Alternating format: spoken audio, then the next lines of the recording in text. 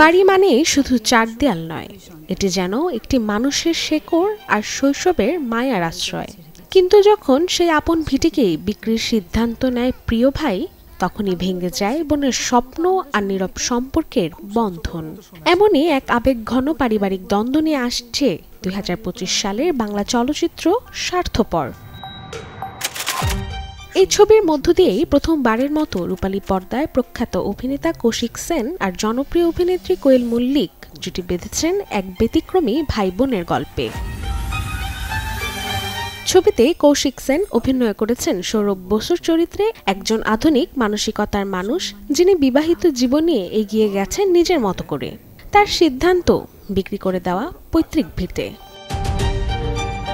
অন্যদিকে তার বোন সেই সিদ্ধান্তে জানায় জোরালো আপত্তি, কেননা সেই বাড়ি তার কাছে বাবা মায়ের স্মৃতির শেষ চিহ্ন, আবেগ আর ভালোবাসার চিরন্তন ঠিকানা। তা ভাই তো ভাবছে না সেটা। পারিবারিক টানাপোড়েনের প্রেক্ষাপটে তৈরি ছবি স্বার্থপরের মুক্তির তারিখ এখনো আনুষ্ঠানিকভাবে জানা না গেলেও ধারণা করা হচ্ছে আসছে কালীপুজোয় মুক্তি পেতে পারে এই সিনেমাটি। পাপিয়া বসুর ডেস্ক রিপোর্ট, চ্যানেল 24। ছেড়ে গেছি।